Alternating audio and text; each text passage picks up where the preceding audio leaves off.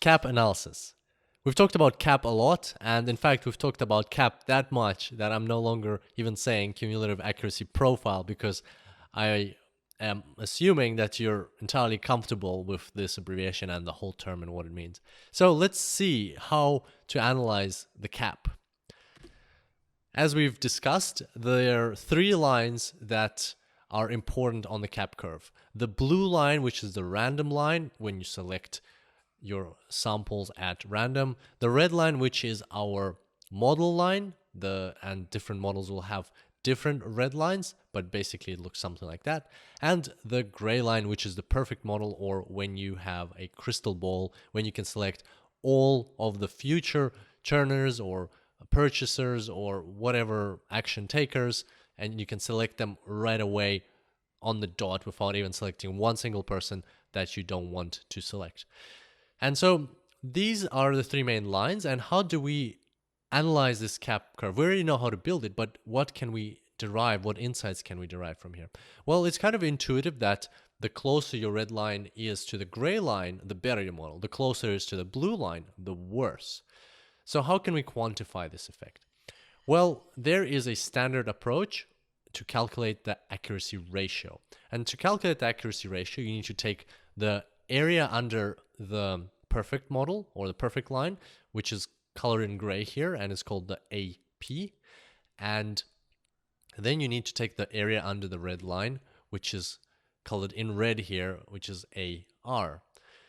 And then you need to divide one by the other. So you need to divide AR by AP. And then this ratio that you get is obviously between 0 and 1. And the closer this ratio is to 1, the better. The further it is away from 1 and closer to 0, the worse. However, it can be quite complicated to calculate this area under the curve. Statistical tools can do it for you, but how can you assess the cap curve by just looking at it, so visually? It's not that easy to get this quantifiable metric just by looking at the curve. So there's a second approach, and that's what we're going to discuss now. Let's get rid of the areas, and instead of looking at the area, what you can do is look at the 50% line on the horizontal axis and look where it crosses your model, and then look at where that line, the horizontal line from there, crosses the vertical axis. So basically, how many churners will you pick up, or action takers, or how many positive outcomes are you going to identify if you take 50% of your population? And in this case, we can see it's around 90% or something like that. And just by looking at that, there's a rule of thumb how you can assess your model based on that X number. And here it is. Are you ready? Here we go. So if X is less than 60%, the model is rubbish. Basically, it's not useful at all. You can create a better one. Probably you can create a better one, and you need to try again. If your model, your X is between 60% and 70%, then the model is considered to be poor or average. And by the way, this is my rule of thumb. Other people might have a different rule of thumb, but this is what I go by. If it's between 60% and 70%, it's a poor model, to be honest. Like you can do better than that.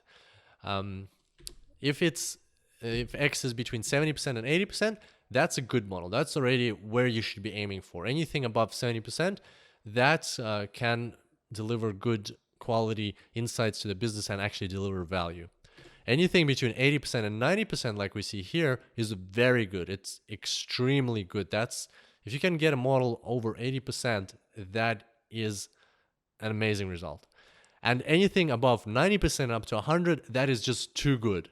It is too good to believe, and there's one option that you should be very careful here with, is overfitting. If your model is showing you results like 90%, or say if a model is showing you 100%, then the obvious answer there is that one of your independent variables is actually a post factum variable, meaning that it shouldn't be in the data because it's looking into the future.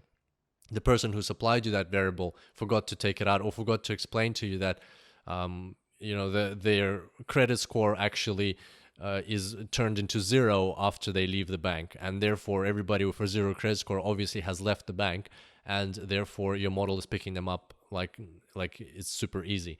So if you have 100%, that's definitely something wrong with your variables.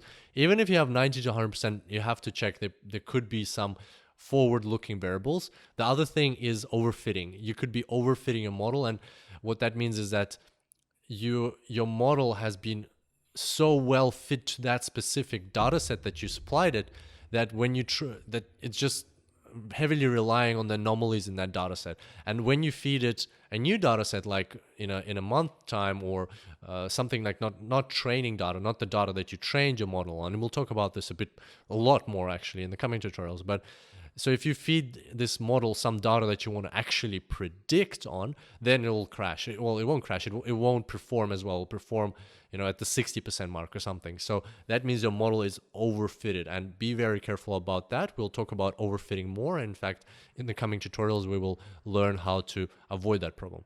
And finally, if you can get an X or this parameter to be between 90% and 100%, and you're not using forward-looking parameters, or you're not overfitting, then give me a call, because I might have a job for you.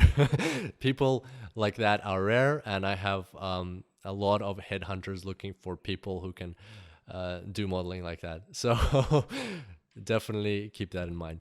And I look forward to seeing you then. Until next time, happy analyzing.